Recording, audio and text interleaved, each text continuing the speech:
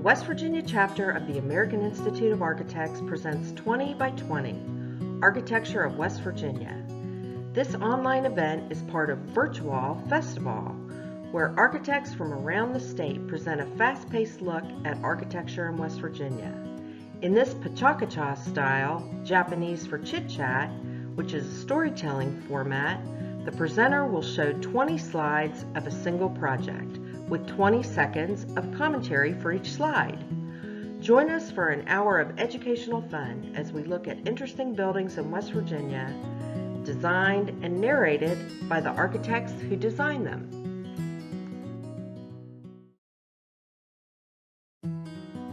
Successful design and construction projects require teamwork and collaboration. The Charleston Coliseum Convention Center expansion and renovation was delivered in a unique way through a design-build competition. Key team members included BBL Carlton, ZMM Architects and Engineers, TVS Design, GAI, and criteria developer Odell. My name is Adam Crayson, and I am an architect and principal at ZMM Architects and Engineers. ZMM is a Charleston-based, fully integrated architecture and engineering firm. We were founded in 1959 in the historic Elk City neighborhood on Charleston's west side, just across the Elk River from the project site. The existing building, known as the Charleston Civic Center, had become an eyesore for the city. The original Civic Center opened in January 1959 at the cost of $2.5 million. It consisted of a 6,000-seat arena and a little theater. The most significant renovation and expansion, a 13,000-seat Coliseum, was completed in 1980. The design was inspired by the story of West Virginia. The Kanawha River is the social organizing link throughout the region, with settlement zones developing on whatever flat land the river provided, creating nodes of activities among the hills and valleys. The Convention Center also has distinct active nodes to celebrate each activity. The design process for the Convention Center unfolded quickly. We had only 3 months, which included 2 meetings with the owner to plan, develop, design, and price the additions and renovations. Our team built on the strong, authentic character of Charleston to remake the Civic Center into a more sustainable, dynamic, and iconic best-in-class destination. The interior design is also reflective of our city and state. Defined by a rugged landscape, the early history of the state was dominated by extractive industries: salt, coal, timber, and trapping.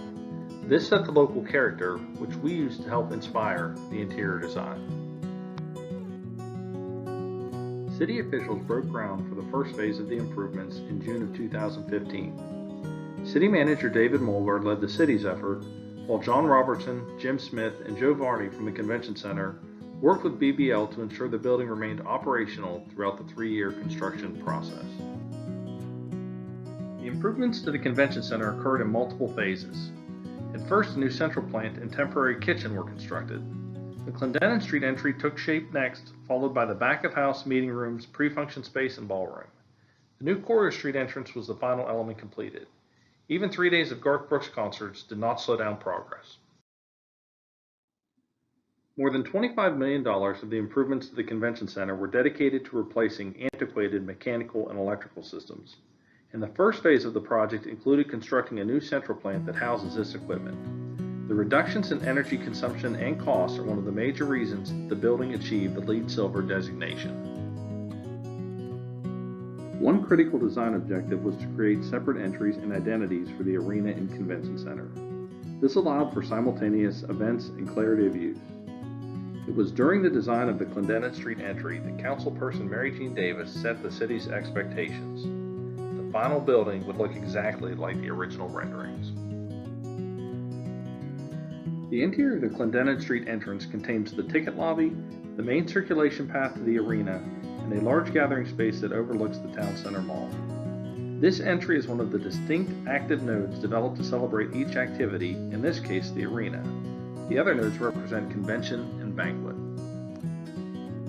The active nodes that were mentioned on the last slide are connected like towns in West Virginia, and the spaces that connect these nodes are inspired by the hills and cut rock faces that connect the towns along the Kanawha River. These cut rock faces are represented on the exterior by the 3-dimensional multicolored metal panels which continue through the building interior. The second node, often called the Courier Street entry, celebrates convention and serves as the main entrance to the convention center. This entrance was not part of the original program, but was added to replace a dated sawtooth precast walkway that previously occupied the space. The second level of the interior of the Courier Street entry provides a bridge to the arena and a restaurant bar area that links the arena and convention functions. The stairs and escalators were relocated to improve circulation and to create more usable space for exhibits and events. The redesign of the Courier Street entry focused on improving the quality of the space, improving circulation, and improving the connection between the exhibit halls on the first level with the meeting rooms on the upper level. This node truly serves as a unifying element of the convention center, connecting exhibit, convention, and arena functions. Jeff Pearson, Charleston's Director of Public Art, has stated that his vision is that people can come to the center to see concerts, to go to conventions, but also to see art. This piece was created by Lyle London, a sculpted metal artist based in Scottsdale, Arizona. The building was designed to support the glass sculpture that weighs an estimated 4,000 pounds. While the Civic Center turned its back on the Elk River, one of the goals of the project was to make sure that the expanded facility addressed the river. This was accomplished by orienting the pre-function space that complements a large ballroom along the banks of the Elk River. The exterior part and boat dock will be connected by a pedestrian trail to Haddad Riverfront Park. The pre-function spaces that serve the ballroom addition create the illusion that you are standing over the river. This portion of the facility is visible from the nearby interstate, creating a welcoming view into the city of Charleston. While the glass was intended to offer views of the river, when the space is utilized at night, the glass offers expansive views into the building. Aerial views of the addition highlight unique exterior LED lighting that was used to activate the arena. This view also shows how the project is an integral part of the city. While the Charleston Coliseum and Convention Center has a clear economic benefit for the community, it also improves the quality of life for our neighbors. Shortly after the project was completed, it was recognized with 3 design awards by the West Virginia chapter of the American Institute of Architects, including the inaugural People's Choice Award. CMM is grateful for the opportunity to help lead the team that completed a transformational project for both the city of Charleston and